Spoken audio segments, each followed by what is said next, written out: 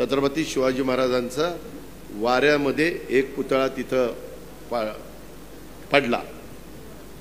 त्याच्या संदर्भामध्ये जे कोणी दोषी असतील त्यांच्या चौकशा केल्या जातील। आता पेपरला बातम्या येत आहेत की ह्यांनी केलं, ते त्यांनी केलं, ते त्यांनी केलं, ते त्यांनी केलं, ते कुणी केलं, काय केलं, त्याचा सगळा तपास लागला पाहिजे।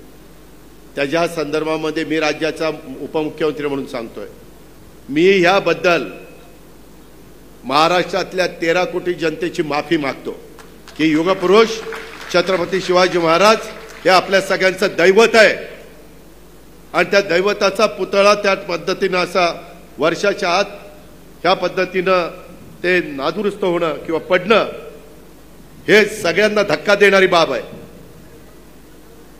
यामध्ये जे कोणी दोषी असेल ते कोणी असू द्यात, वरिष्ठ अधिकारी असू द्यात, खालचे असू द्यात, कॉन्ट्रॅक्टर असू द्यात, तो कॉन्ट्रॅक्टरला तर काळ्या यादीमध्ये टाकला पाहिजे। आपल्यातले कायदे थोडेसे नरम आहेत इतरांच्या पेक्षा। मी येतानाच दाखवत होतो, एका देशात एकाची चूक झाली तर त्यांना चापकाचे फटके देत होते। काही ठिकाणी एवढं पुरतात आणि फार विचित्र पद्धतीने मी सांगू शकत नाही इतकं वाईट पद्धतीनं त्यांचं जीवन संपवतात। पण आपल्या इथं घटनेचे शिल्पकार डॉक्टर बाबासाहेब आंबेडकरांनी जी काही घटना दिलेली आहे, संविधान दिलेलं आहे, कायदे दिलेले, त्या कायद्याचा आदर करून हे जे कुणी अशा पद्धतीनं ह्याच्यात कुणी जर लगेच, आता तुम्ही मला सांगा, आम्ही आज सरकारमध्ये कुठलीही सरकारमध्ये असताना आत्ता अहमदपूरला आम्हाला बाबासाहेबांनी अश्वारूढ पुतळ्याला तिथं नतमस्तक व्हायला मी गेलो होतो। छत्रपती शिवाजी महाराजांचा इथं पुतळा आहे का नाही, तिथं आम्ही जाऊन नतमस्तक झालो। शेवटी आपण करताना कुणी, आम्ही असू, दुसरं कुणी असू, मागचा असू, पुढचा असू, काम चांगलंच व्हावं ही प्रत्येकाची धारणा असते। महापुरुष आहेत, आज त्यांचा इतिहास ऐकल्यानंतर शहारे अंगावर येतात। राजमाता जिजाऊ असतील, पुण्यश्लोक अहिल्यादेवी होळकर असतील, रमाई माता असतील, त्या सावित्रीबाई फुले असतील, शाहू महाराज असतील, महात्मा फुले, त्याच्यामध्ये आपले डॉक्टर बाबासाहेब आंबेडकर, अण्णाभाऊ साठे, मौलाना आझाद, किती लोक महापुरुषांची नावं घेऊ।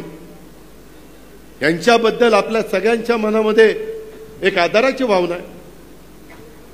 त्यांनी एक चांगल्या पद्धतीनं आपल्या पुढं आदर्श ठेवलेला आहे, विचार ठेवलेला आहे, भूमिका मांडलेली आहे। या पद्धतीनं काम करत असताना या ज्या काही गोष्टी घडतात त्या अक्षरशः त्याचा किती तीव्र शब्दात निषेध करावा तेवढा थोडा आहे।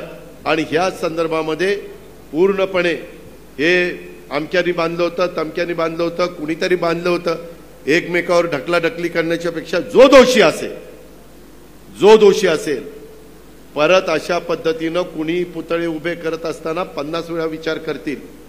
या प्रकारे पुढच्या सगळ्या ॲक्शन त्या ठिकाणी करण्याकरता आम्ही कुठं तसूभर देखील कमी पडणार नाही, हा शब्द देखील अहमदपूर आणि चाकूरकरांना या सभेच्या निमित्तानं मी आपल्या सगळ्यांना देतो।